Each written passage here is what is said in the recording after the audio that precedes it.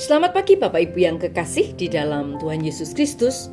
Pagi hari ini saya Iko Wahyu Suryaningsih kembali menyapa dengan kebenaran firman Tuhan yang terdapat dalam Pengkhotbah 3 ayat 11.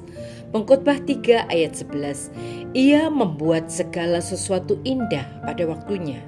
Bahkan ia memberikan kekekalan dalam hati mereka. Tetapi manusia tidak dapat menyelami pekerjaan yang dilakukan Allah dari awal sampai akhir. Amin.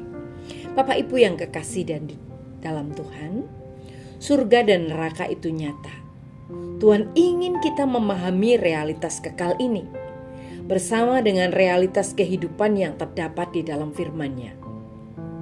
Realitas pertama dalam kehidupan adalah bahwa Tuhan menciptakan kita untuk mengasihi kita, dan Dia ingin kita belajar untuk mengasihinya kembali.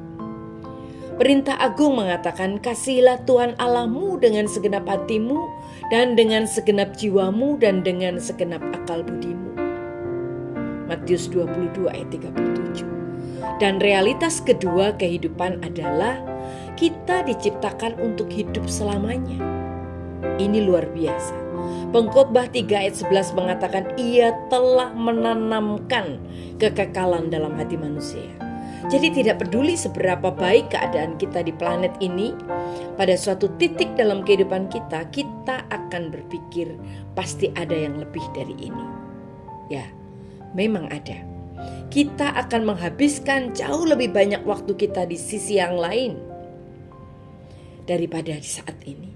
Kehidupan ini adalah persiapan untuk kehidupan kita di kekekalan. Karena itu kita memiliki realitas ketiga dalam kehidupan. Allah telah menyiapkan dua tempat kekal, yaitu surga dan neraka. Allah mempersiapkan surga sejak dunia diciptakan. Tuhan Yesus berkata dalam Matius 25 ayat 34, datanglah hai kamu yang diberkati oleh Bapa-Ku. Warisilah kerajaan yang telah disediakan bagi kamu sejak penciptaan dunia.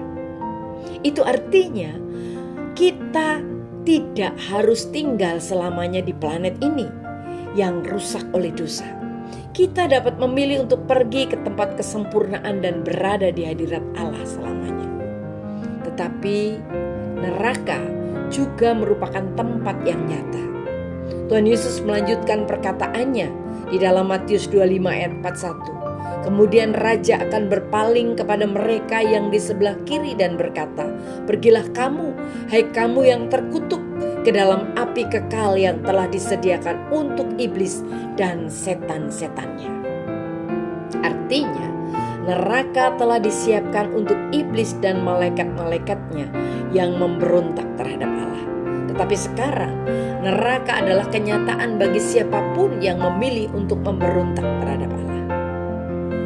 Bapak Ibu yang kekasih di dalam Tuhan, ketika kita mencoba meluangkan waktu untuk berbicara tentang kenyataan neraka, bukan karena kita ingin takut, karena kita takut dan depresi, sama sekali tidak.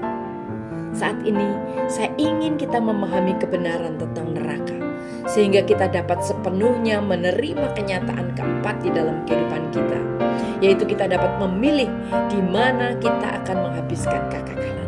Ulangan 30 ayat 19 mengatakan, sekarang aku memberikan kepadamu pilihan antara hidup dan mati, antara berkat Allah dan kutukan Allah, dan aku memanggil langit dan bumi untuk menjadi saksi atas pilihan yang kamu buat.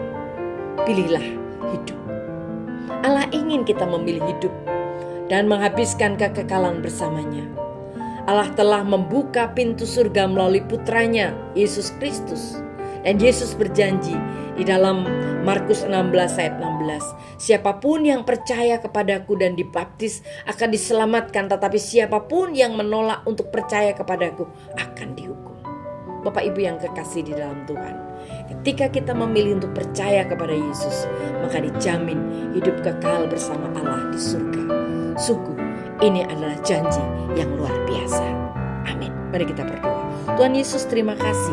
Kami percaya bahwa ketika kami percaya kepada Tuhan Yesus Kristus sebagai Tuhan dan Juru Selamat kami, maka surga adalah bagian hidup kami. Dalam nama Tuhan Yesus kami berdoa. Haleluya. Amin.